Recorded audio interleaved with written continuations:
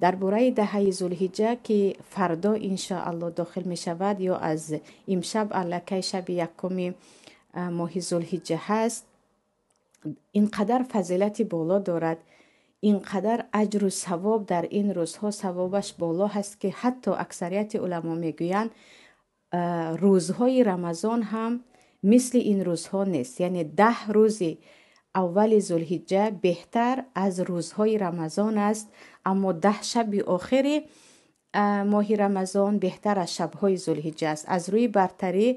از روی برتری روزها این دهه ذوالحجه این گونه روزها حتی در رمضان هم به ما نمی آید. یعنی فضیلتش حتی از روزهای رمضان هم بالا هست. البته شبهای قدر و دهه آخر رمضان بالاتر است، اما شبهای است. از جهت روز این روزها بهتر می باشند.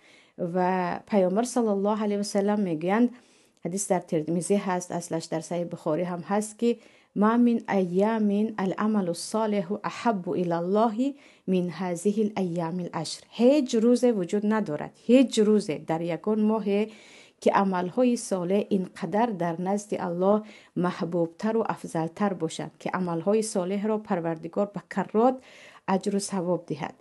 صحابه ها میپرسند حتی جهاد، یعنی از عمل صالح هم در این روزها جهاد مگر بالا نیست؟ پیامبر صلی الله علیه و سلم میگن حتی جهاد، یعنی اونی که جانت را به خاطر الله میدهی، مگر اینکه کسی هم مال خود را هم جان خود را گرفت و از خانه برآمد که به الله فدا میکند و هر دویش را فدا کرد، هم مالش را هم جانش را. وگرنه این روزها و عملهای صالح، به عمل صالح هم نماز و روزه و تسبیح و خیر و صدقات همش داخل می شود.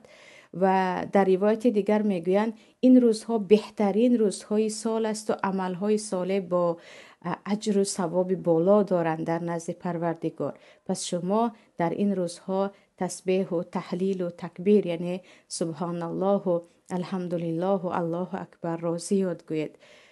در سوره فجر وقتی الله و الفجر و لیال عشر میگوید، در نزد تقریبا جمهور مفسرین علمای تفسیر این شبهایی که الله به شبهای 10 گانه قسم میخورد شبهای همین ذوالحجه میباشند. و در سوره حج میگوید لیشهدوا منافع لهم و یذکروا اسم الله فی ایام معدودات.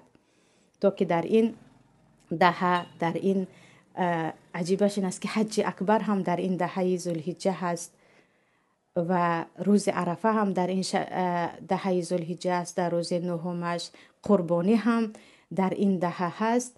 پروردگار میگه هم مؤمنان شاهدی کنند، شاهد باشند به آنچه که به نفع آنها هست از عبادت و از حج و از دیگر عملها، و پروردگارشان را زیاد ذکر کنند و در این روزها پروردگارشان را زیاد ذکر کنند.